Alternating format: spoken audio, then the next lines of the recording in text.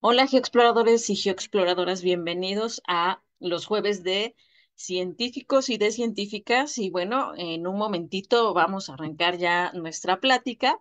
Ahorita les vamos a presentar las actividades que tenemos para el mes de eh, abril, ya casi mayo, ¿no?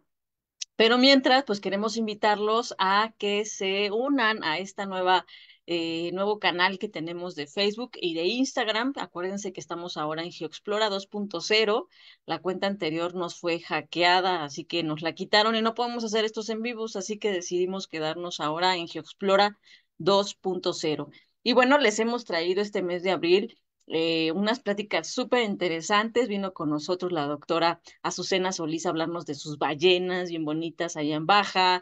Vino nuestro querido Yair a hablarnos de los reptiles marinos y cómo los está estudiando actualmente. Y hoy les vamos a presentar a un invitado de honor, que es la primera vez que viene acá a Explora y que nos da mucho gusto que haya aceptado la invitación. Pero antes queremos decirles también que en mayo vamos a tener pláticas súper interesantes. Vamos a tener la presentación del libro Past Environments of Mexico con nuestros editores Rosalía Guerrero y Eduardo Jiménez, que nos hicieron el favor de traer algunos de los autores de los capítulos de este libro para que vengan a platicarnos cómo fue que se les ocurrió hacer el libro primero y bueno, de qué tratan estos capítulos. Súper interesante. Yo creo que es lo último que ha salido de la paleontología en México, así que no se pierdan las pláticas de mayo.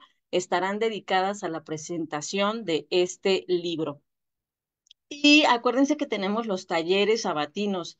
Este proyecto funciona y pues nos da de comer a muchos gracias a los talleres sabatinos, así que compártanlo con sus primitos, con quien tengan, con sus hijos, vénganse a descubrir cosas del planeta, porque los talleres de abril estuvieron dedicados todos al planeta Tierra y el último va a ser este 27 de abril, que vamos a hacer una erupción volcánica. Este es uno de los talleres que más les gusta, así que no se lo pierdan. Vamos a tener el 27 de abril, vamos a conocer qué son los volcanes, cuáles son los productos de una erupción volcánica, qué hay que hacer en una erupción volcánica y bueno, vamos a simular la erupción de un volcán con cosas que se pueden utilizar o que se encuentran fácilmente en casa. También los invitamos a los talleres sabatinos del mes de mayo, que van a estar dedicados a los dinosaurios conocidos como raptores, estos dromiosaurios. Vamos a conocer todo sobre ellos en la primera clase, que es la del 4 de mayo. El 11 de mayo vamos a conocer sobre sus plumas y los colores que tenían, cómo es que saben ponerle, los artistas ponerle café o marrón o negro, etcétera. Vamos a modelar las garras de algunos raptores el 18 de mayo y el 25 de mayo concluimos con una ilustración científica de Microraptor. Así que no se las pierdan, están pensadas especialmente para los dino lovers que quieran seguir aprendiendo de dinosaurios. Y los invitamos a nuestras salidas en el mes de mayo. El 11 de mayo nos vamos al volcán Xitle, aquí al sur de la Ciudad de México. Esta es una salida de un día en donde salimos y recorremos el cráter y luego nos vamos a los túneles de lava. Hacemos también un picnic en la naturaleza y justo hablamos de cómo son las erupciones volcánicas. Contamos también la historia de este volcán que es muy particular, que gracias a este volcán tenemos los suelos del Pedregal y de Ciudad Universitaria. Entonces, la verdad es un recorrido bastante entretenido. Y si se quieren clavar más en geología, les recomiendo esta salida, 25 y 26 de mayo. Nos vamos al Geoparque Comarca Minera a hablar de minerales, de los tipos de rocas. Vamos a visitar los prismas basálticos, visitamos una mina del siglo XVIII de oro, plata y cobre. Visitamos una mina prehispánica de obsidiana, que la verdad es muy asombroso el sitio. Entonces no se lo pierdan, este recorrido es más en la onda de geología. También tenemos el 4 y el 5 de mayo, vamos a estar presentes en el Galáctico Bazar. Aquí vamos a estar con la Dino Tienda y vamos a tener talleres para estar con nuestros geoexploradores, así que vamos a estar de 11 a 19 horas en el Planetario Ingeniero Joaquín Gallo, que es aquí en el Parque de los Venados. Y bueno, los esperamos. Hay un bazar muy interesante que es organizado por la Sociedad Astronómica de México, en donde todo lo que se vende tiene que ver con ciencia. Son emprendedores científicos. Así que vénganse a dar una vuelta, ya sea el sábado 4 de mayo o el domingo 5 de mayo.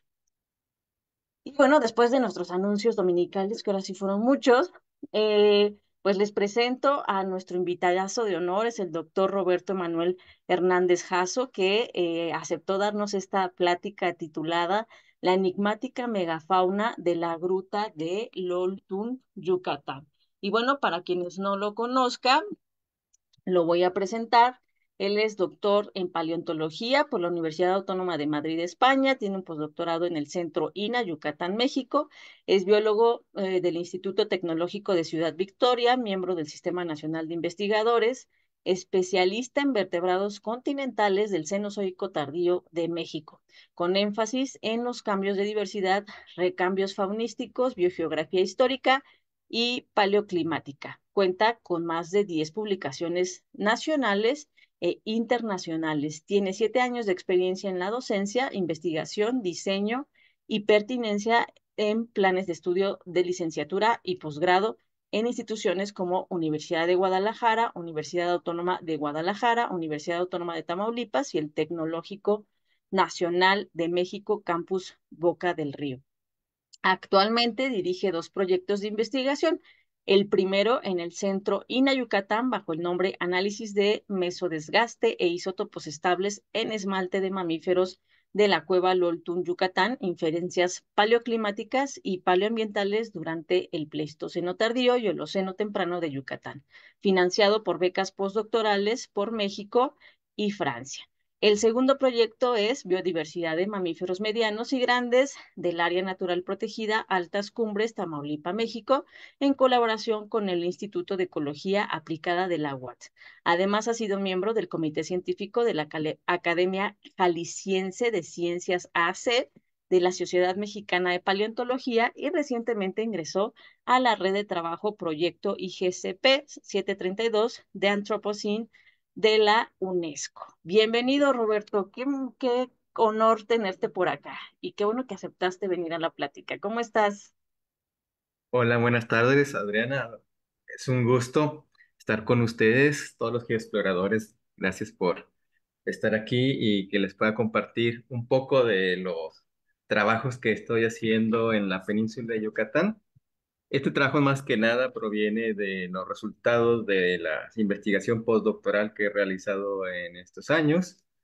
Y bueno, quería platicarle un poquito de todo lo que se ha encontrado en este tiempo y darles un poco del sur de México, que prácticamente es poco conocido. Yo creo que en la paleontología el norte es el que se lleva más con sus grandes yacimientos y no se diga el centro del país también con sus lugares bastante interesantes, pero el sur pues a veces queda un poco olvidado, más no se le quita la importancia que tiene al ser un sitio, sobre todo en esta área de Yucatán, donde tiene una geología muy particular Sí, y por lo tanto tiene pues, pocos sitios conocidos de paleontología, ¿no?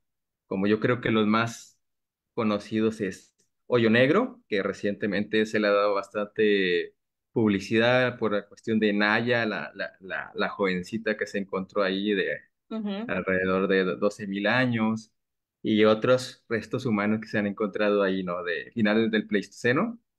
Y bueno, Loltún, que es el sitio más enigmático o conocido o incluso antiguo de toda la península de Yucatán, pero que a la vez no se le ha dado seguimiento. O sea, es un sitio que yo creo que todos los yucatecos lo conocen porque es un sitio donde puedes ir, ¿no? Hay sí recorridos donde te vi, pueden llevar y te sí, explican, pero a la vez no se había investigado desde hace más de 50 años, ¿no? Se había quedado en un stand-by y apenas hasta ahora se está retomando mira, y están saliendo cosas bastante interesantes, ¿no? Y por eso es como que el interés de darlo a conocer a todos los geoexploradores vale. Pues oye, que sí, les como dices, tenemos pocas gusta la pláticas que paleo, ¿no? tienen que Todos ver los... del, ay, como decías que teníamos pocas pláticas que tienen que ver con los descubrimientos en el sur, y justo yo me metí a ver así Loltún porque no tengo la fortuna de conocerlo, y vi que es una caverna enorme. Me sorprendió mucho las dimensiones que tiene y que puedes visitarla. Eso está padrísimo. Entonces, pues es un honor tenerte aquí, Roberto, y yo te cedo el espacio. Voy a estar aquí tras bambalinas por cualquier cosa que nos llegue a suceder, pero gracias por aceptar la invitación. Gracias, gracias. Pues vamos a comenzar a poner la presentación para iniciar con Yo te esta voy plática. diciendo si se ve. Vamos a compartir la imagen. Ahí Ustedes está, me dicen. ya se ve. Ahí Si la está. puedes hacer grande. Sí se ve, ¿verdad? Ah, ahí está, Ya estoy compartiendo. Ya está. Muy bien. listo. Pues bueno, yo creo que LOL Tun, como les mencionaba hace un momento, es la localidad pues más conocida de todo el sureste mexicano, no solo por ser de los registros más amplios que hay, tanto arqueológicos como paleontológicos, ¿no? Tenemos la fortuna de tener una localidad con ambos registros. Tenemos registro humano, maya, incluso tenemos registro desde la guerra de castas, pero también si nos vamos hacia atrás en el tiempo tenemos registro pleistocénico, que es una maravilla porque en el sureste mexicano, como es una zona calcárea, pues la fosilización es bastante difícil, sobre todo una fosilización de temporalidades más recientes.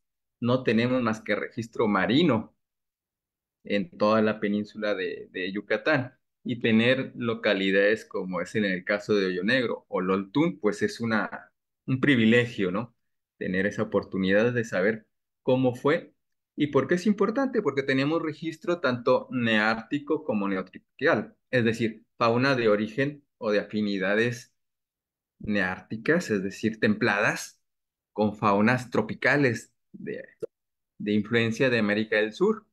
Tenemos esa mezcla, ¿no? En esta parte del país que lo hace algo bastante peculiar, también bastante conocido y vamos a iniciar. Bueno, ¿dónde queda Loltún, no? Porque, bueno, estamos hablando que son los sitios más enigmáticos, tanto Hoyo Negro como Loltún. Bueno, Hoyo Negro se encuentra en Tulum, prácticamente es un sistema llamado Sactún, que se encuentra a un costado de Tulum, ¿no? Incluso un costado de la zona arqueológica. Ahí hay una zona donde hay un acuífero bastante interesante que permite tener ahí una tafonomía, permite tener un registro de alrededor de 36.000 años hasta 12.000 años. Tenemos en la parte de Tulum, pero en Loltún, que se ubica a unos 110 kilómetros hacia el sur de Mérida. Aquí si vemos la imagen izquierda, pues está Mérida, muy cerca de la costa, está Progreso, y si vamos hacia el sur, ya tomando hacia la carretera, ya sea de Uxmal, y nos desviamos hacia Ticul o por el anillo de los cenotes,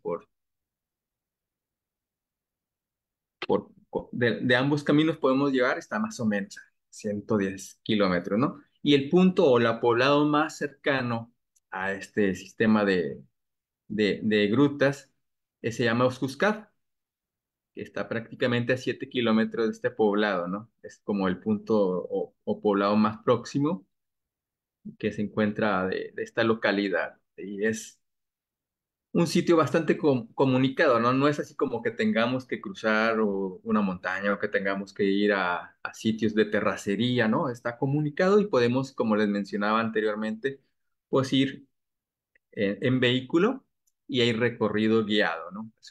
La comunidad local de ahí te da recorridos de más o menos de 45 a una hora para que tú puedas acceder, aparte de la cueva en sí tiene una extensión de, miento, de entre 12 a 10 kilómetros, ¿no? O sea, aún no se sabe con exactitud la extensión porque fue explorada hace más de 50 años y no tenían la tecnología pues adecuada para saber con exactitud el tamaño, pero se calcula entre 10 y 12 kilómetros. Sin embargo, nada más alrededor de 2 kilómetros se puede como recorrer en ese sitio donde los guías te pueden llevar. Y bueno, Loltún significa flor de piedra, ¿no? En maya yucateco, porque en su interior tiene varias, las estalagmitas, estalactitas, hacen varias figuras que los locales lo apodaron como flor de piedra, ¿no?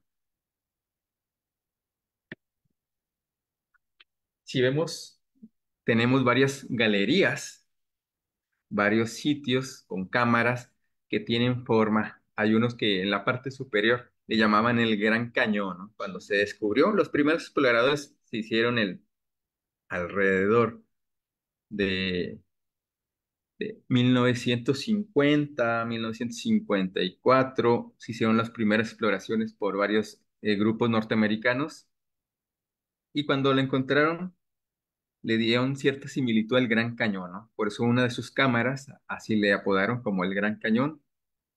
Luego tenemos una cámara que se llama de las manitas, como se ve en la segunda imagen, donde están las manos pintadas, ¿no? O sea, de donde los pobladores en ese momento usaban algún tinte y soplaban alrededor de su mano para dejar plasmado alguna idea, ya sea religiosa o cultural ahí, ¿no? Y en la parte de abajo hay otra cámara llamada la catedral, ¿no? A pesar de haber una serie de cámaras,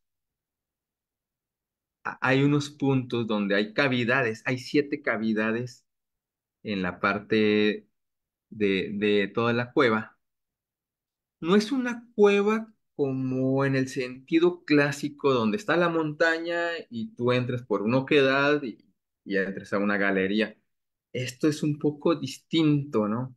Prácticamente una planicie en un sitio elevado, de lo poco elevado que tiene la península de Yucatán, que se llama la Sierrita de Ticul. Hay una parte donde hay oquedades en el suelo y esas oquedades te permiten ingresar y hay sitios que están a una altura hasta de 10 metros, ¿no? De profundidad en esas oquedades. Es como si fuera, vaya, un cenote. Ustedes ven, conocen los cenotes que es un colapso de esta roca caliza de la dolina, colapsa y queda la oquedad, ¿no? Es algo parecido, ¿no? Queda la oquedad y uno ingresa y es lo que se conoce como la gruta o cueva del Oltún. Y bueno, la cueva del Oltún se ubica desde el punto de vista geográfico en la Sierrita de Ticul, si vemos el mapa, y bueno, la península de Yucatán, pues es un sitio prácticamente plano, ¿no? O sea, la mayor parte de la península no tiene una altitud más que de 2 a 20 metros, ¿no? De altitud. Y ya la Sierrita de Ticul, en la parte que vemos como más gris en el mapa del lado izquierdo, tiene elevaciones desde 40 hasta 240 metros de altitud como mucho, ¿no? Es algo muy pequeño en relación a las elevaciones que tenemos en el resto del país y es lo que le da esa característica única a la península, ese sitio plano que le da su particularidad, ¿no? Y otra característica bastante interesante es que su geología se compone de roca caliza, prácticamente una roca caliza que tiene un origen desde el Triásico, pero que la mayor parte de la plataforma tiene una edad desde el Eoceno hasta el Pleistoceno, ¿no? Y se forma por calizas muy endurecidas, con una recristalización bastante consolidada y permeabilidad.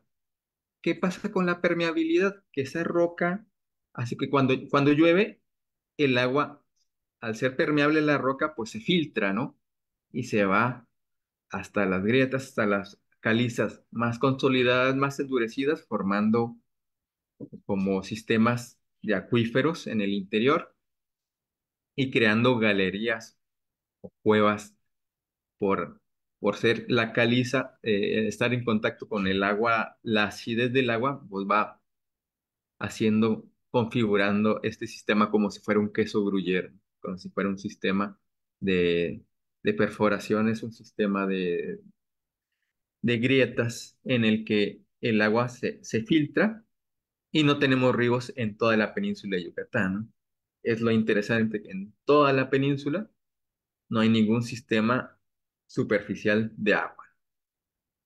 ¿Y qué pasa ahí? Que el agua se filtra y queda en los sistemas donde la fauna solo tiene que esa opción de tomar agua en los cenotes que están hasta cierta profundidad, hasta cierto nivel para tomar agua. ¿Y qué pasa ahí?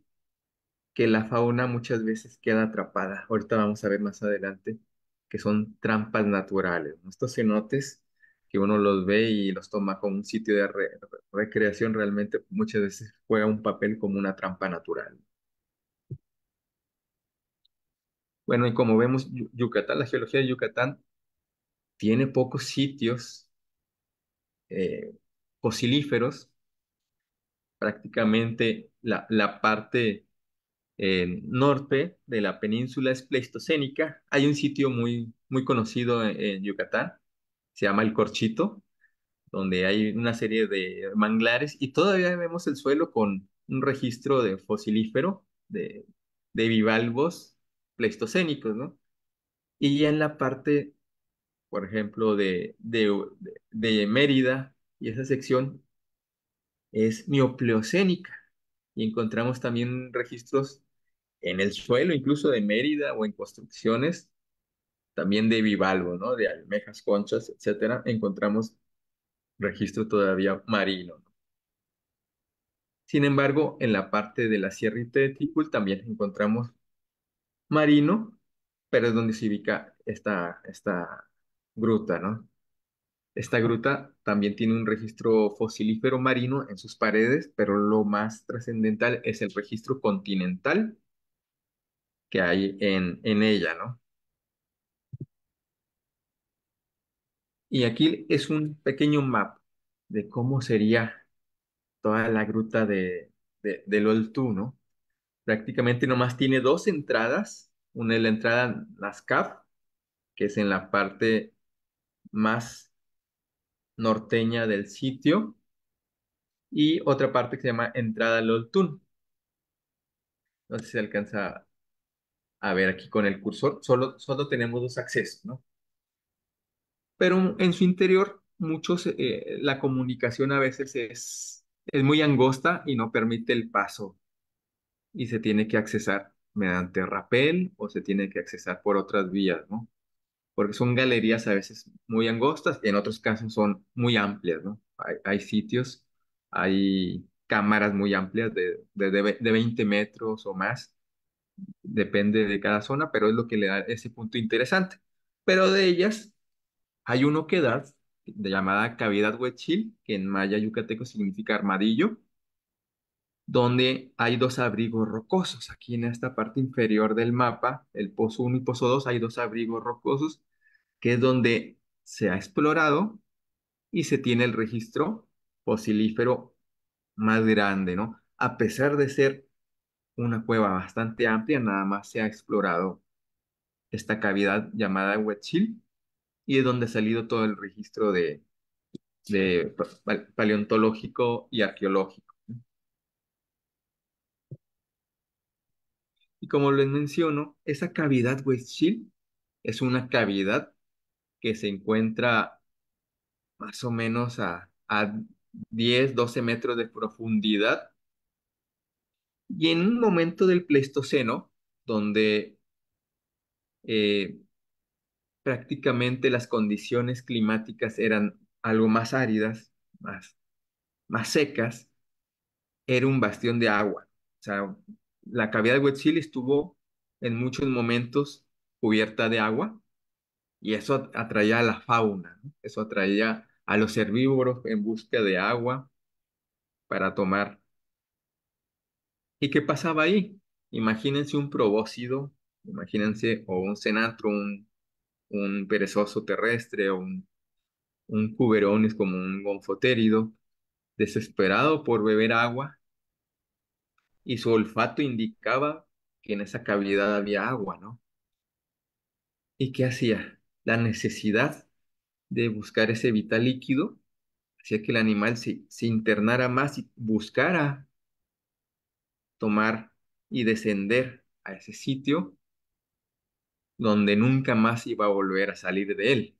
¿Por qué? Porque era una cavidad donde, así bien había agua, pues era una trampa donde ya no podía salir de esta oquedad, ¿no?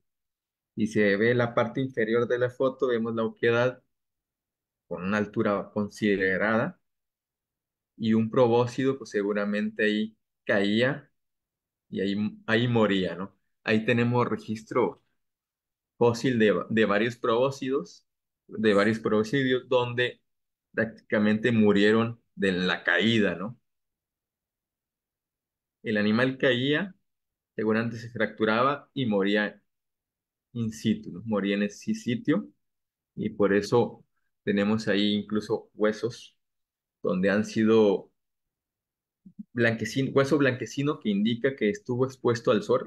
La entrada de esa luz que se ve ahí prácticamente emblanqueció a los huesos de los animales que morían en el sitio, ¿no? Y eso a la vez atraía a los carroñeros, atraía carnívoros y a la vez eran atrapados ahí mismo. Quizás felinos, donde son más ágiles, son buenos trepadores, pudieron incluso ser un sitio donde ellos tenían su madriguera, ¿no?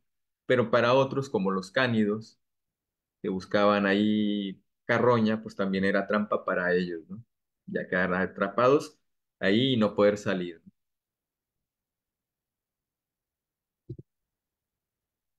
Y dentro de esa cavidad se encuentran dos sitios donde se han localizado la mayor cantidad de fósiles, ¿no?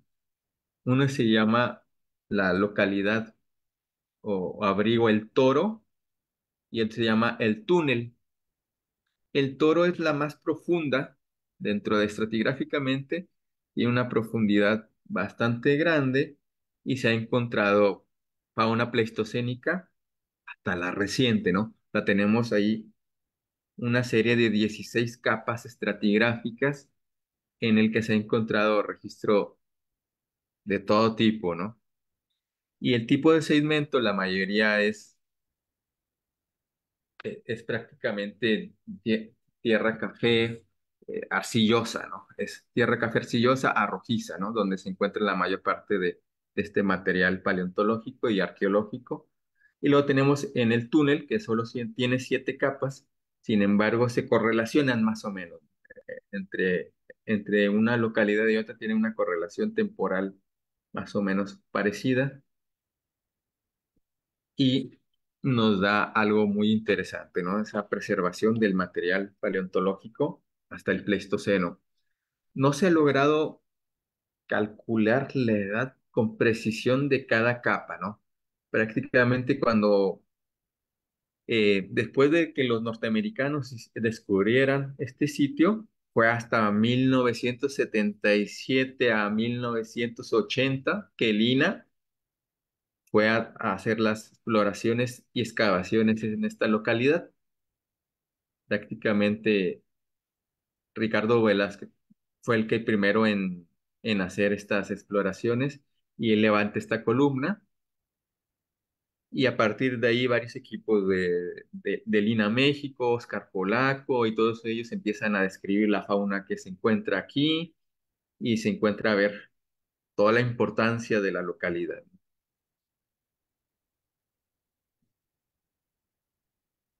Y bueno, aquí, como su nombre lo indica, fauna más relevante, la más enigmática.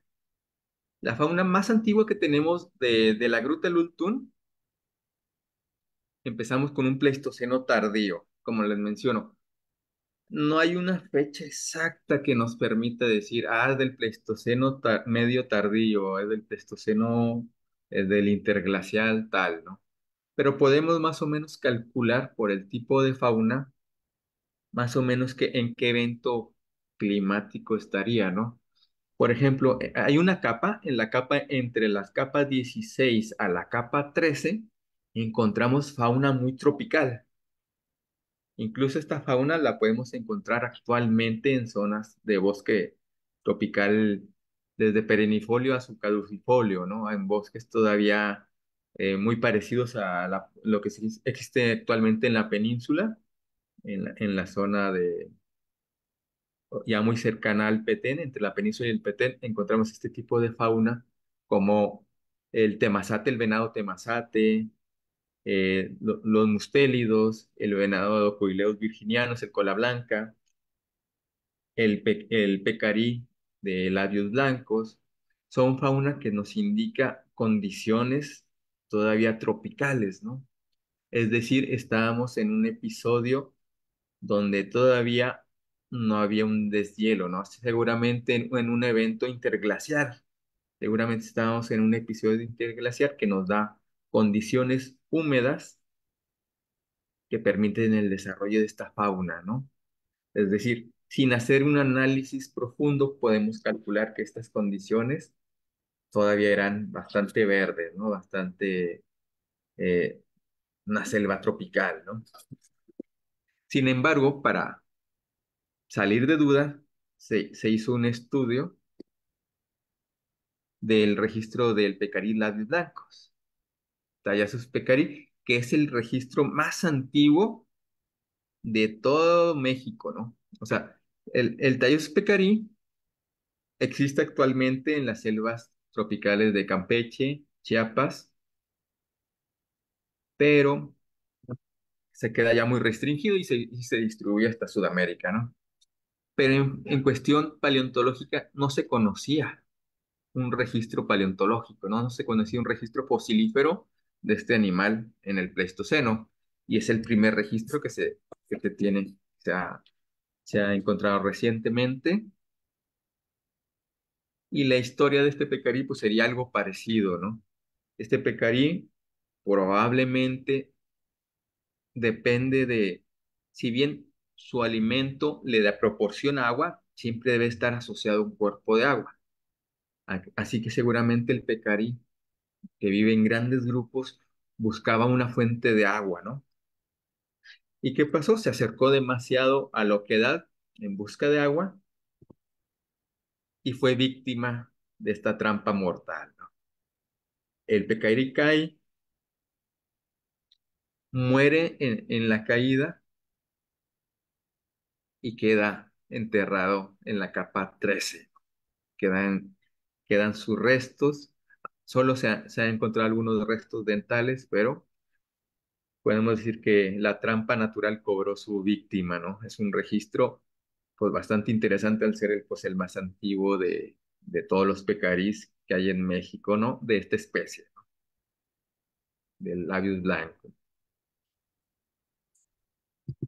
Y a la vez el pecarí de labios blancos y tomamos muestra de su esmalte, hicimos análisis y pues nos dan condiciones todavía de una selva caducifolia, ¿no? Es decir, que el animal se alimentaba de vegetaciones de bulbos, raíces, cáscaras,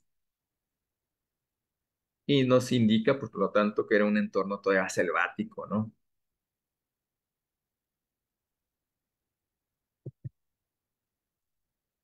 Sin embargo, dentro de la columna estratigráfica hay una capa de origen volcánico, que por ahí las primeras investigaciones la calculan en una edad de 28.400 años.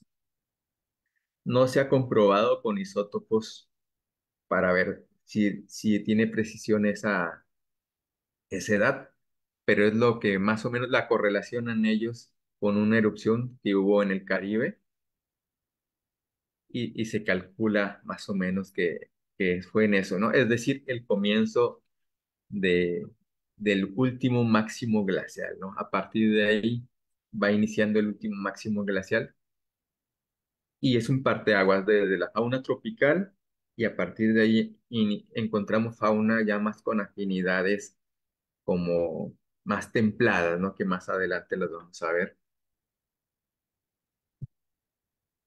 Por ejemplo, aquí, ya en la capa 10, que es un poco más reciente, encontramos la presencia de Cuberones iodón, que es este gonfotérido. Originalmente este material lo habían descrito como mastodonte americano. Cuando se encuentra el material, lo describen como otro proboscidio, ¿no? Otro distinto que no tiene nada que ver con con este grupo, ¿no? Con esta familia. Y nuestros estudios, pues ahora confirman que se trata más bien del Cuberionus iodón. Y lo interesante también de de este taxón es que nos vuelve a confirmar que el Oltun siempre ha funcionado como una trampa natural. Es decir, imagínense alrededor del Pleistoceno tardío, el agua empieza a ser más escasa, el clima se torna a partir del último máximo glacial más árido, el entorno, la selva ya no es tan húmeda como lo venía anteriormente, y estos gonfotéridos pues están buscando alimento y en busca de agua. Igual se mueven en la selva en manada en busca de agua. Seguramente la matriarca con su olfato detecta presencia de agua en estas oquedades y pues al ser la guía, la matriarca u otro individuo adulto, pues se internan en busca de este valioso líquido y nada, sus piernas no le permiten mantener el equilibrio y cae al fondo, ¿no? De la trampa o de la oquedad Huitzil, ¿no? ¿Y qué pasa? Pues es otra víctima más de, de la oquedad, ¿no? Prácticamente cae el animal, muere, y aquí tenemos algunos registros, si vemos en la foto, del individuo que nos permite identificar la especie y el nivel estratigráfico, y nos indica que el animal muere y muere prácticamente inmediatamente en la cavidad. ¿Por qué? ¿Por qué podemos decir esto? Si se fijan los huesos, se ven blanquecinos. Eso quiere decir que el cuerpo quedó muy cerca del sol, de la queda donde da el sol, y eso hace que con el paso del tiempo, de los años, el hueso se va volviendo más blanquecino, y con el paso de los años, las lluvias torrenciales seguramente arrastraron estos huesos y los depositaron hacia el interior de los abrigos, ¿no? Pero bueno, ¿qué información nos da la muerte de este gonfotérido? Bueno, ya nos indica un entorno más abierto, es decir, el clima ya había cambiado. Ya no es el clima tropical del bosque tropical que habíamos visto con el pecarí, ya el entorno se vuelve más. Y hay presencia de pasto, algo distinto a lo que se veía anteriormente. Y vemos que este animal se alimentaba tanto de árboles como de pasto, ¿no? Y es algo importante, es decir, los pastos requieren ciertas condiciones para que crezcan, y al no haber competencia de la vegetación arbórea, por ser más seco el entorno, pues ellos prosperan, ¿no? Y ya empiezan a haber una mezcla de bosque abierto con pastizales, ¿no? Pero algo interesante encontramos en esos huesos. De cuenta que los huesos del Cuberonius habíamos visto pequeños perforaciones, había como orificios en cada uno, y muy bien definidos estos orificios de estos huesos de Cuberonius. Y al principio, pues yo creo que la mayoría de la gente pues no le daba esa importancia hasta que observé que hay un patrón de tamaño, y en ese patrón de tamaño prácticamente tenía una medida de 1 centímetro. Y dije, no puede ser un depredador. Esto no es generado por un depredador, como marcas de dientes, garras, sino que empecé a indagar y encontré que al morir un animal de grandes dimensiones, una vez que muere, empieza todo un ciclo de alimentación de animales, sobre todo insectos, que se alimentan del cadáver, ¿no? Del cadáver de este animal, ¿no? Y empieza a ver, primero llegan moscas, llegan otros insectos a alimentarse de las partes blandas del animal. Imagínense un animal de 6 toneladas. Pues todos estos insectos ahí tuvieron un festín durante muchos meses alimentándose de esas partes blandas. Y ya cuando la parte blanda empieza a escasear, llega un tipo de insecto, un escarabajo llamado derméstido, que se alimenta de la parte más endurecida del cuerpo, prácticamente de la cáscara o momificado del animal muerto, ¿no? Se alimentan de ellos y ponen sus larvas, y las larvas para poder pupar, ¿qué hacen? Perforan los huesos. Y esas perforaciones que les mencionaba que tenían un patrón, no son más que las cavidades pupales de estos derméstidos. En paleontología, en ignología, se le llama, hay una ignoespecie que se llama Cubiculum ornatus.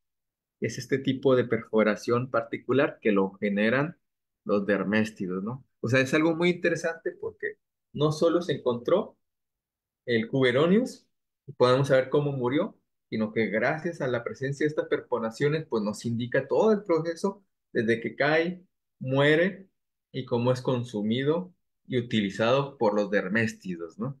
Y podemos a partir de ahí ver todo este proceso de tafonómico y biológico de estos animales, ¿no? Si ven en la imagen, pues se ve muy simple, ¿no? Se ven trozos de diferentes estructuras eh, postcraneales del Huberonius y cómo a partir de ahí podemos ser como un detective, ¿no? Un detective de la naturaleza y explicar todo el proceso en que murió este animal. Y este trabajo pues lo estamos publicando en los One y andamos trabajando en eso, ¿no? Y algo que me llamó la atención entre el segmento donde estaba Cuberonius, donde estaba este elefante, como primo del elefante, ¿no? Encontré una estructura muy pequeña que aquí se ve grande, pero si la vemos a microscopio, pues sería de unos 4 milímetros más o menos. Y vi que tenía una estructura muy, muy peculiar y dije, ¿qué puede ser? ¿Qué animal deja esta estructura? Y después de investigar un rato, veo que se trata de los diplópodos. Los diplópodos es un grupo de los llamados mil, eh, mil pies. Diplópodo significa que tiene dos pares de pies, ¿no? Y lo que llamó la atención es que es un diplópodo cavernícola, ¿no? Es decir, que se alimenta de todo el detritus, de todo lo que cae a la cueva, ¿no? La cueva tiene incluso raíces que se internan de árboles que prácticamente ahí arrojan sus hojas y todo eso, y estos pues se alimentan de todo este material que cae. Y también se investigó qué especie podía ser y de la familia Ranchodesmida. Pero algo interesante, que este Ranchodesmido tiene afinidades sudamericanas, es decir, la influencia sudamericana seguía latente todavía en esta zona del país, ¿no? Esta neotropical, esta influencia de afinidades neotropicales seguía latente hasta en este grupo de invertebrados, ¿no? Por eso de una pieza tan minúscula,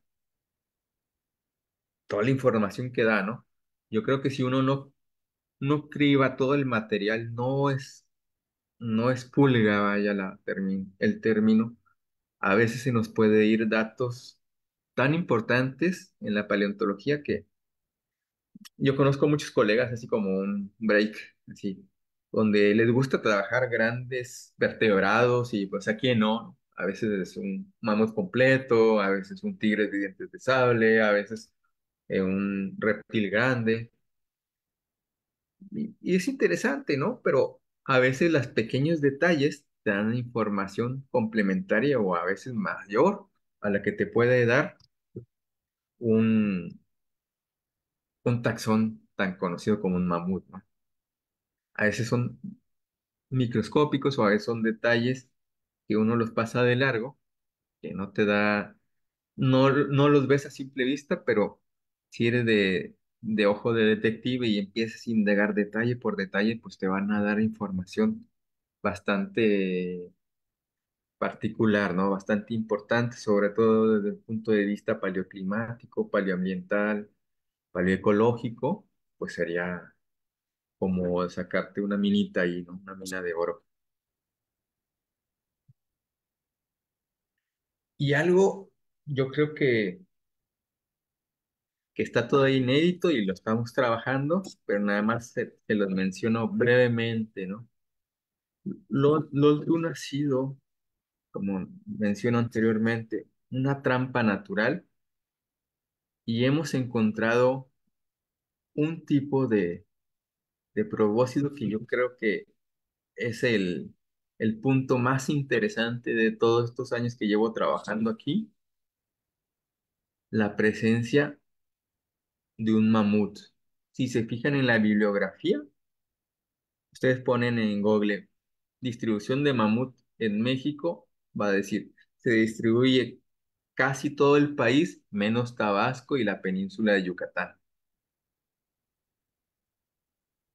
En todas las localidades del país tenemos registro, unos más que otros, no se diga en el nuevo aeropuerto, ¿no? O sea, qué maravilla el AIFA con más de 200 individuos.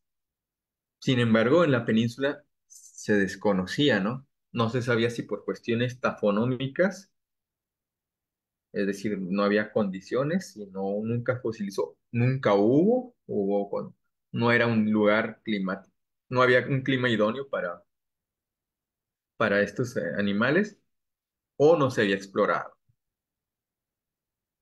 Sin embargo, se encuentran unas estructuras bastante en mal de estado y al revisar anatomía digo, ah, caray, esto es mamut.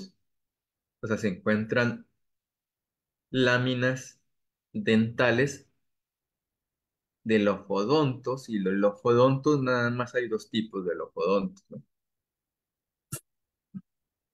¿Quién tiene? El elefante y el mamut. Y pues, deducción, pues no hay elefantes en América, ¿no? Así que, ¿de quién podía ser estas estructuras? Más que de mamut, ¿no? Y por lo tanto sería un registro bastante novedoso. Está en investigación, es algo inédito, pero bastante interesante, ¿no? Y tiene la misma historia. Nos da condiciones, la presencia de mamut nos da condiciones bastante más detalladas de cómo eran las condiciones climáticas y vemos una tendencia de pasar de selva tropical a selva abierta con pastizal, a ver sabanas o pastizales, ¿no? Sabanas arboladas, algo que nos indica que la península de Yucatán en algún momento hubo presencia de sabana, ¿no? Totalmente abiertas o semiarboladas, ¿no?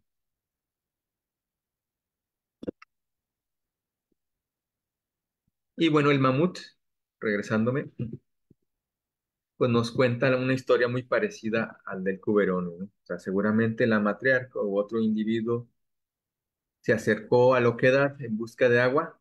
¿Y qué pasó? Quedó víctima también de esta cueva, ¿no? Esta oquedad, pues ha sido como un atractivo para todos los animales. Hay trampas naturales como la de Rancho La Brea, ¿no? Donde la propia brea atrapa a un mamut, por ejemplo, y atrae a depredadores o carroñeros a alimentarse. En este caso no es igual, pero sí en el sentido de que cae el animal y ya no puede salir y sus restos quedan depositados ahí y pues es igual de importante.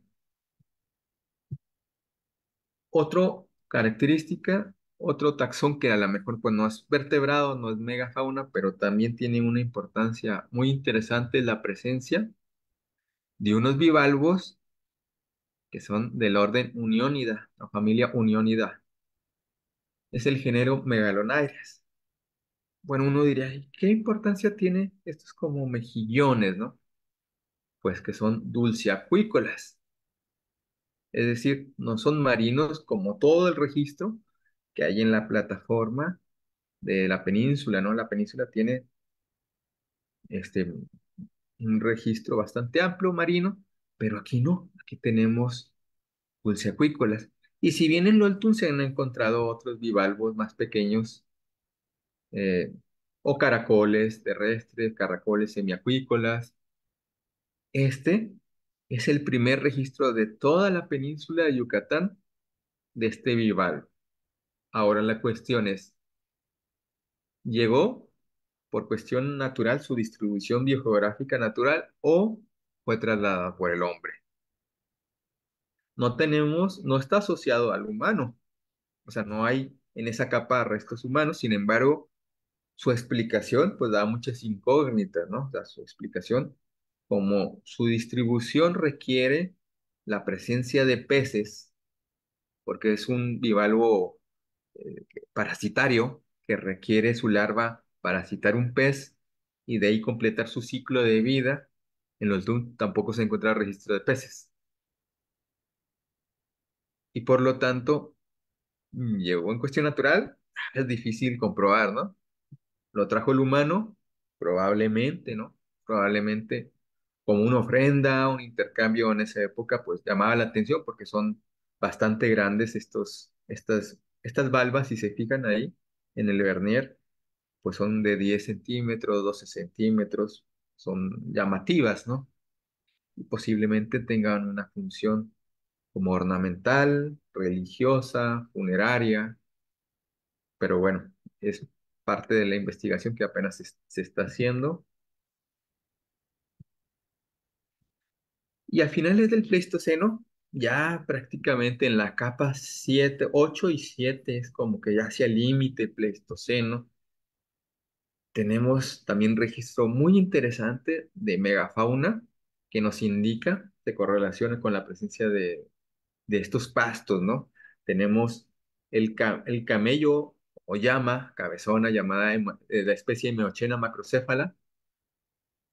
Tenemos bisonte,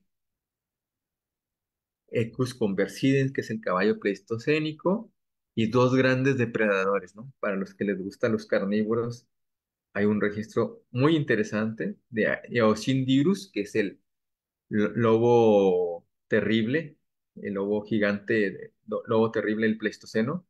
Es un cánido gigante, si bien no es del género Canis, como al principio se clasificaba antes como Canidirus, posteriormente se cambió su clasificación, su género pasó a Eosion, y es uno de los cánidos más grandes que ha existido, y se encontró también ahí, ¿no? Es algo, pues imagínense, ¿no? Eran los depredadores del momento, y la presencia de Smilodon fatalis, ¿no? De este tigre de dientes de sable, lo que nos indica en ambos casos que el entorno era cada vez más abierto y le permitía, por ejemplo, a Smilodon ser un acechador, un animal de emboscada, pues estar en su ambiente ideal.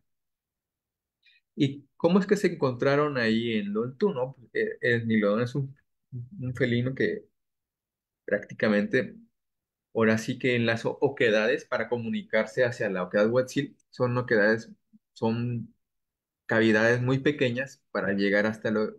Si no caes por esta trampa, puedes llegar por el interior, pero por estrechos caminos, ¿no? Y para un esmilodón, un felino que es muy ágil y puede descender o puede comunicarse con mayor facilidad, seguramente la utilizó como una guarida, ¿no? Para este tipo de aprovechar. el animal moribundo que acababa de caer y ser un sitio para el idóneo, ¿no? Tener agua, tener un sitio de madriguera. Igual, el cánido este posiblemente sí fue víctima de esta caída, ¿no? De hecho, hasta la fecha, todavía si uno de repente va al Oltún o pregunta a los cuidadores, todavía se encuentran perros que se caen o fauna nativa que se cae todavía en estas oquedades. Actualmente, ¿no? Sigue siendo como la trampa cobrando sus víctimas esta oquedad, ¿no? Sigue teniendo registro ahí, y perros se caen erizos, se caen eh, armadillos, se caen diferentes taxones a la actualidad, ¿no? Que no, imagínense la historia de trofeos de víctimas que han caído en esta cueva, ¿no? O sea, sí, sí, nada más hemos explorado dos abrigos que no habrá en toda su historia de esta cueva, ¿no? Y bueno, aquí tenemos un tajo de, de la fauna pleistocénica de esta megafauna que prácticamente limita en el nivel 7 y a partir de ahí encontramos registro holocénico, ¿no? Registro actual. Sin embargo, sigue siendo igual de importante su registro. Por ejemplo, tenemos dos registros del Holoceno temprano y medio, del agouti, el Cuniculus paca, que tiene ahí fragmentos craneales de este, que nos indica que había otra vez agua en en esta gruta, ¿no? Vuelve el agua a ver, está asociado a cuerpos de agua, ¿no? El cunículus requiere de haber vegetación densa, requiere haber agua, y eso nos indica la presencia de cuerpos. O sea, es decir, que en el Holoceno vuelve a haber condiciones un poco más húmedas, sobre todo en el Holoceno temprano. Y algo muy interesante, la presencia de un flamingo, ¿no? La presencia de un flamingo, pues es un dato bastante interesante.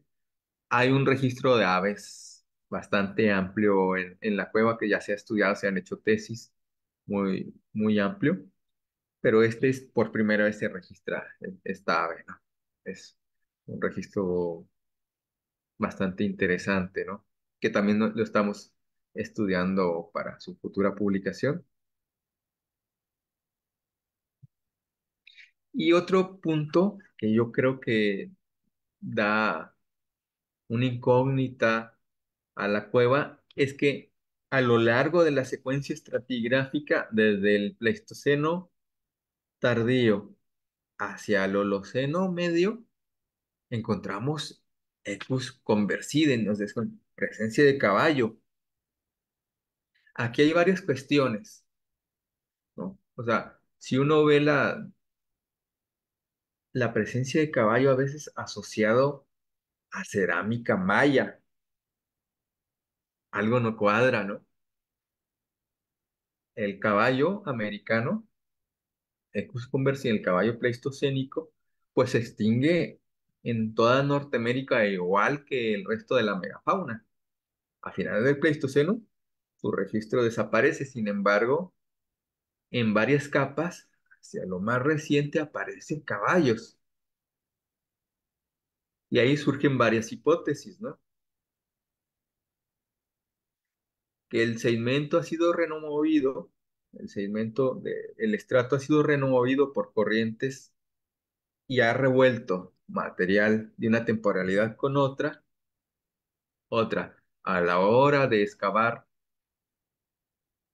no se hizo correctamente la excavación y se colocó fauna de este équido con registro arqueológico o si sobrevivió, ¿no? Estas son tres hipótesis que podríamos manejar, que eso sería para parte de otra investigación, que es mucho material que está saliendo, que se está generando, y pues nos da esa incógnita, ¿no? ¿Sobrevivió? porque no es en el único sitio donde se habla de que se ha encontrado caballo asociado a restos arqueológicos, ¿no? Sin embargo, como aquí en la península no se ha hecho muchas excavaciones bien elaboradas estratigráficamente, pues no se sabe si hubo ese error ahí también o si o si sobrevivió el caballo hasta tiempos mayas, ¿no? Y eso da siempre esa intriga, ¿no? Saber si sobrevivió, pues sería algo, una noticia muy interesante como en la península sobrevive y en el resto del país no. O sea, sería algo muy interesante saber esa cuestión. Y también tenemos restos humanos, ¿no? O sea, en la cueva del Oltún tenemos restos humanos, pero del Holoceno. En este caso tenemos restos, si ven, son restos dentales. Y si vemos la anatomía de cada diente, encontramos que son dos adultos y dos niños, ¿no? Ahí podemos separar en cuatro individuos. Y estos individuos, si los vemos a microscopio, vemos que no tienen prácticamente caries, ¿no? Esta es una caries muy mínima, lo que nos puede indicar que el consumo de, de azúcares, por ejemplo, el consumo de maíz, pues era poco, o sea, quizás se alimentaban más de recolección de plantas y caza de animales, ¿no? Y no tanto un cultivo como posteriormente los mayas lo hicieron, ¿no? Con el maíz siendo un alimento muy esencial en su cultura, pues causa, al ser un maíz con mucho carbohidrato, pues causa más caries en el registro humano y en este caso no lo presenta. Y las edades de estos individuos, pues son niños de, de 5 a 8 años y adultos, pues no mayores a 30 años, ¿no? No se sabe, como no se encontraron restos eh, craneales o postcraneales, no se sabe las causas, si fueron enterrados ahí por cuestiones funerarias, murieron ahí por cuestiones naturales, algún depredador, una caída o algo. No tenemos como evidencia para poder hipotetizar cuál fue la causa de muerte de estos individuos, ¿no?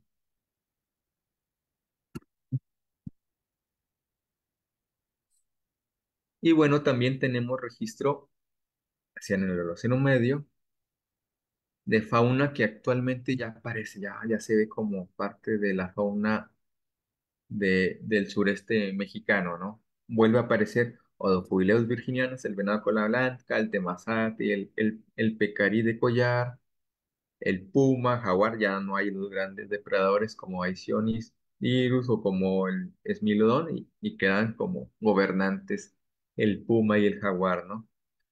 El zorro lomo plateado y mucho perro, ¿no? Encontramos registro de muchos perros eh, en, en toda esta zona, ¿no? El perro pues con una función de cacería y posteriormente tuvo una función ritual o alimentaria, ¿no? Ya si nos profundizamos de cuál era la función, pues tuvo, de acuerdo a qué temporalidad de los mayas, pues unas veces lo usaban como perro de compañía de casa o alimento o ritual, ¿no? Y bueno, como conclusión, la Gruta Lultum, como les mencionaba en un principio, sigue siendo en la actualidad una trampa natural, ¿no? Sigue teniendo esta función de captar trofeos óseos, ¿no? De captar ahí animales, es decir, si uno sigue yendo, vas a encontrar todavía cráneos, su interior, vas a ver que la gente de la comunidad te dice que caen a menudo perros, que caen a menudo animales de la localidad, ¿no? Sigue a través de los miles de años teniendo esta función, ¿no? Es algo muy interesante, sigue captando todo Holoceno y ahora lo que le llamamos el Antropoceno, pues, sigue siendo un punto de almacenamiento en este libro geológico, ¿no? Y de los 80, se han encontrado alrededor de 85 taxones. A través de estos 50 años se han encontrado alrededor de 85 taxones entre vertebrados e invertebrados y recientemente se han agregado 10 unidades taxonómicas, ¿no? Es decir, se han agregado alrededor de 10 especies más a este listado y se han corregido algunas asignaciones taxonómicas.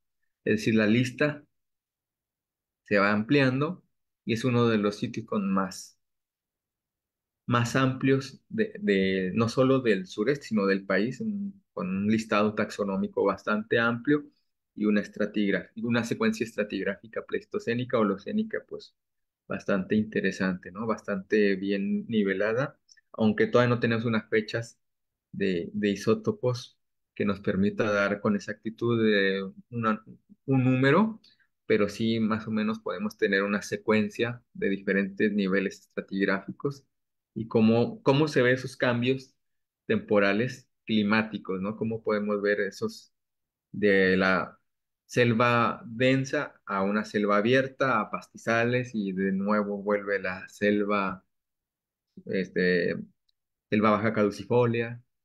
Cómo vemos todo eso, ¿no? Eso nos permite ver cómo ha evolucionado el clima a través del tiempo en una zona donde prácticamente se considera como pocos cambios, ¿no? Muchos autores dicen, la península de Yucatán, pues al ser muy homogénea, no haber altitud, pues ha habido pocos cambios. U otros autores dicen, la península de Yucatán funcionó como un desierto donde eh, los cenotes eran oasis para la fauna.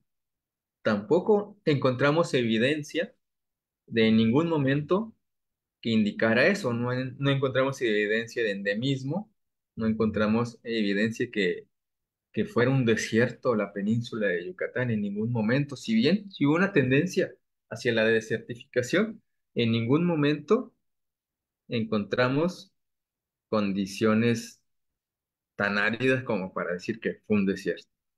Es decir, sí una apertura de la vegetación, pero siempre con fauna de afinidades tropicales y afinidades templadas, ¿no? Es decir, que había un intercambio de fauna hacia el resto de la República y viceversa, ¿no? O sea, nunca hubo un aislamiento, por lo tanto, esas hipótesis que se habían generado hace unos años, pues quedan deshechas, ¿no? O sea, no encontramos esas evidencias que decían ellos, ¿no?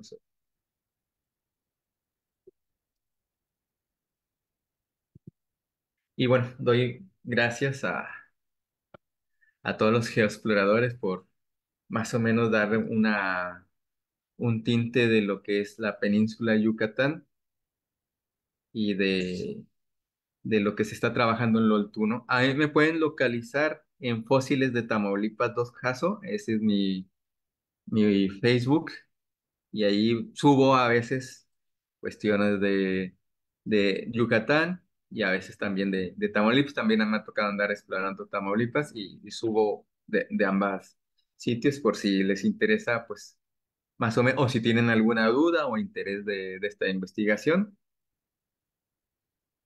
Y pues muchas gracias por esta invitación. Gracias a ti, oye, qué bonita presentación nos armaste y qué completo el registro. Quedé sorprendida de la cantidad de registro que tienen ahí en la caverna, ¿no? O sea, capas y capas de donde se va registrando ahí la historia del Old Toon. Está increíble, bueno, del sur de nuestro país. Bueno, ahí está también tu correo, si alguien quisiera escribirte, ahí lo tienen, es biohdz@yahoo.com. ¿Y cómo entraste tú a Yucatán, Roberto? O sea, ¿estabas en Tamaulipas? ¿Estabas con el mismo grupo? ¿O de repente, cómo fue que caíste ahí en Yucatán? Bueno, yo estaba trabajando anteriormente en Guadalajara. Estuve trabajando Chapala y esa zona, siempre muy enfocado hacia el paleoclima, paleoambiente, pero siempre Ya. tenía una incógnita del sur, ¿no? Porque yo hice mi tesis doctoral más o menos relacionado con todo el registro mexicano del Plioclastoceno y encontraba una laguna enorme en el sureste mexicano, ¿no?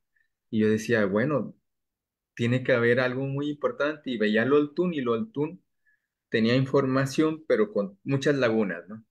Ujú. Y anduve indagando dónde estaba el material y había parte del material en Ciudad de México, que la tiene un colega, un doctor muy famoso, Arroyo Cabrales, y otro material, sabía que estaba en Yucatán y pues estaba el sitio, ¿no? El Olton pues queda ahí muy cerca y dije, pues voy a tratar de contactar, contacté al centro ahí en Yucatán y me dijeron, bueno, pues si te interesa, eres bienvenido, ¿no? Y hice la gestión del proyecto. Y pues allá me fui a empezar, ¿no? A empezar todo, a revisar todo el material, revisé todo lo que pudiera haber en colecciones de la localidad, en sitio, y fui armando un rompecabezas que poco a poco se ha ido teniendo esa forma, ¿no? Oye, y actualmente eres el único paleontólogo que está como eh, haciendo descubrimientos o más bien trabajando el material de esta parte del sur. Sí, acá, al menos en Yucatán, estoy único ahí. En la parte de Quintana Roo sí hay otros grupos de investigación en Hoyo Negro. Ahí sí hay varios grupos, ¿no? De que Es están como que la trabajando. atención se fue para allá, ¿no? También por ahí Sí, tuvo National Geographic, supongo que dio dinero también para proyectos, no lo sé. y allá están varios grupos. Está un grupo de Tennessee, de la Universidad de Tennessee. Está un grupo de los alemanes conocidos que andan también por allá. Sí, Están varios de Lina. Y están, pues, varios grupos, pero muy enfocados a la cuestión humana, más que a la cuestión de la megafauna. La megafauna siempre los arqueólogos, que no es crítica, pero yo los entiendo que pues es como un complemento, ¿no? O sea, llega el arqueólogo y se enfoca hacia su estudio, ¿no? Hacia la parte de humana y queda como un complemento el registro paleontológico y a veces nada más queda como una mención ya. y no Y se habías dicho analiza, no se ve más profundo esa cuestión. Y es lo que que, pasó en Loltún hace 50 años que dijeron, wow, hay registro de cerámicas y también hay fósiles, ¿no? y Y eso los quedó así empezaron a como, estudiar en los setentas, dices. sí, en el 77 iniciaron a excavar. Se hizo en esos años pues algo de investigación con la tecnología que había, no había todos estos mecanismos de ahora, ¿no? Y se encontró material y Oscar Polaco fue el que identificó en aquella época ese material, pero pues todavía es un por ciento mínimo a lo que pueda haber, ¿no? Es un potencial que pueda tener esa cueva porque realmente nada más se han investigado dos abrigos. De esos kilómetros que hay, solo Sí, son es unos mucho. cuantos abrigos. Dos Wow. abrigos que se han excavado y se excavó muy poco, ¿no? O sea, no fue una excavación muy amplia.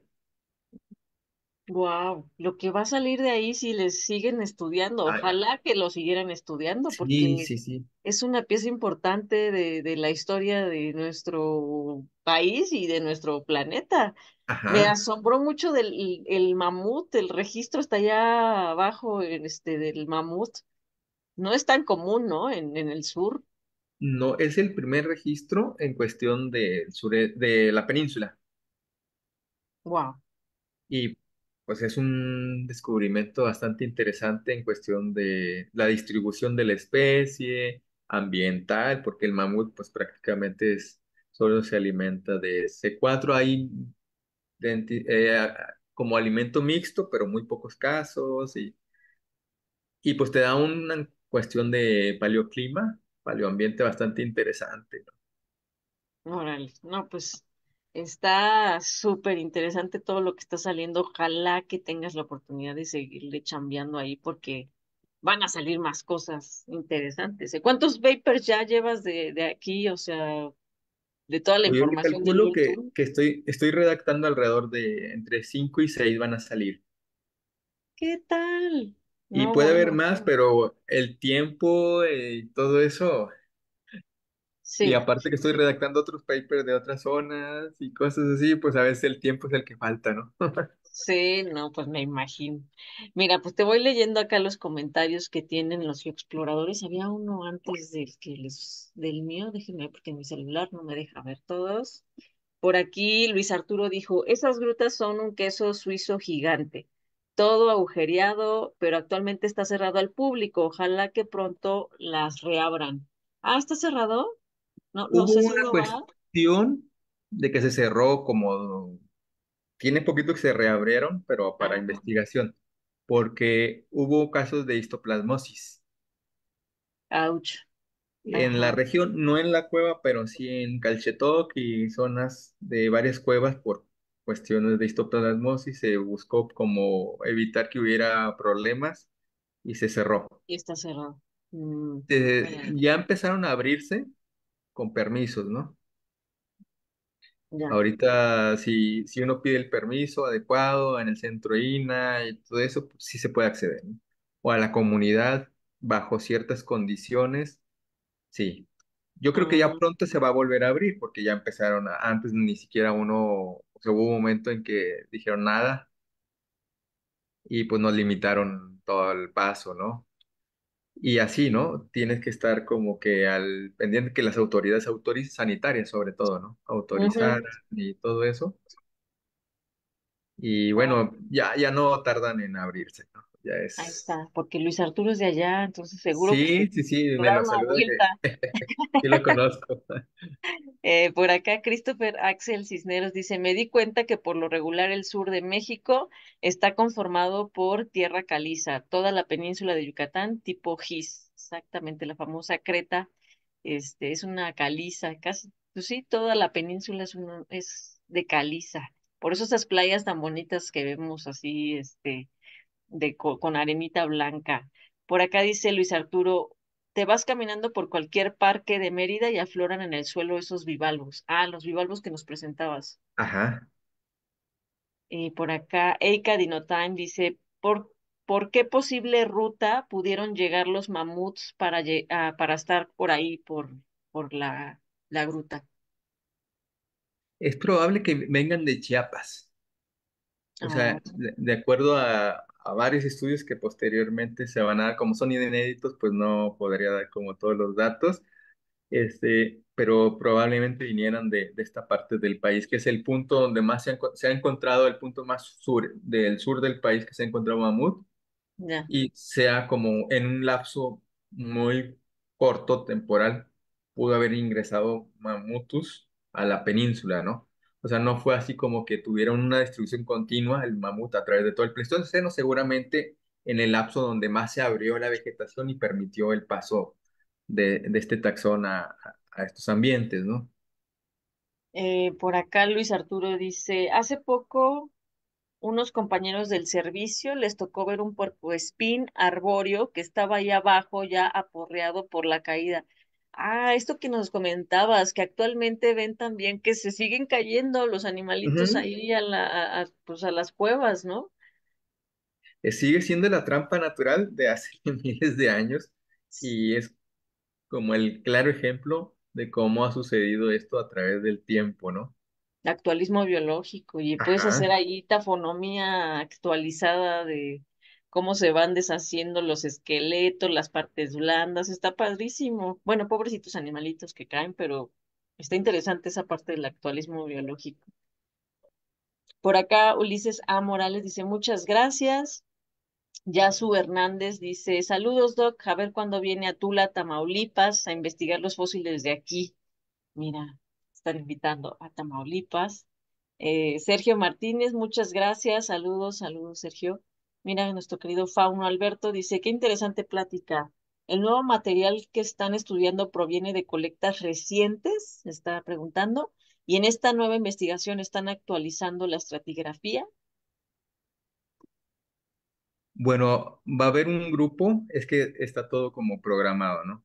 Eh, que ahora del INA de México va a hacer un análisis de la estratigrafía con Joaquín y todo su equipo va a querer hacer como un análisis y pues bueno, él como que se va a encargar de esta parte, ¿no? Y yo me estoy encargando de la parte de los taxones, parte paleoambiental y todo eso. Pero él apenas está iniciando, ¿no? Eso por eso no tengo los resultados que él está Todavía datos. trabajando, ¿no? Sí, Ajá, es que no tienes edades isotópicas, o sea, no, todavía no tienen ajá. amarrado como bien edades, ¿no? Pero más o menos así tú ya viendo el contexto, como de cuántos miles de años le calcularías que están ahí condensados. Yo le calculo desde un interglacial a un desglacial a llegar al Holoceno, ¿no? Como un Ok. lapso de veintitantos mil años Uh, hacia hacia al atrás. presente, ¿no? Wow, wow, es un montón, es Que muchísimo. sería más o menos similar a Hoyo Negro. Hoyo Negro se calcula 36.000 años. El Gonfoterio que se encontró hacia los 12.000 años más o menos. Hoyo Negro tiene esa. Serían más o menos, se correlacionan uno con el otro, ¿no? Wow, va a estar interesante cuando saquen ya como que la estratigrafía más Ajá. clara, con fechamientos y por acá, Eika Dinotime dice, excelente charla y muy interesante la locación. Una pregunta más, con los restos de caballo que comentaba, ¿hay propuestas de posibles procedimientos de datación?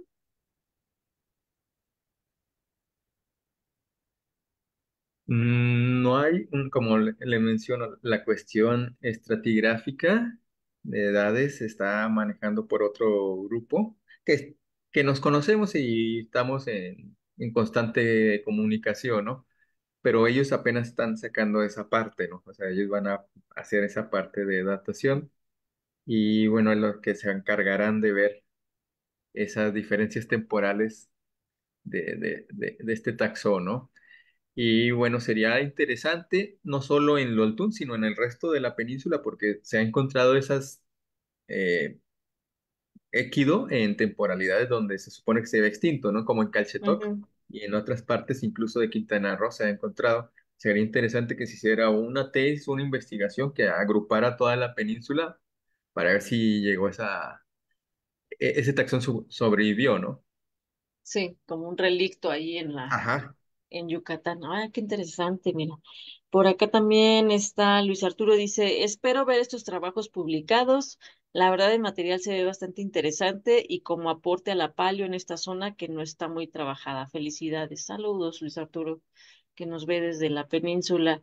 Y por acá Gil Corrujedo dice, hola, saludos. Muchas gracias por la plática. Me pareció muy interesante y enriquecedora. Tengo una pregunta. Ahí en la caverna que hay tantos fósiles como vestigios arqueológicos, ¿quién se encarga de las investigaciones? Hay tanto paleontólogos como arqueólogos. ¿Cómo maneja esto Elina? Muchas gracias.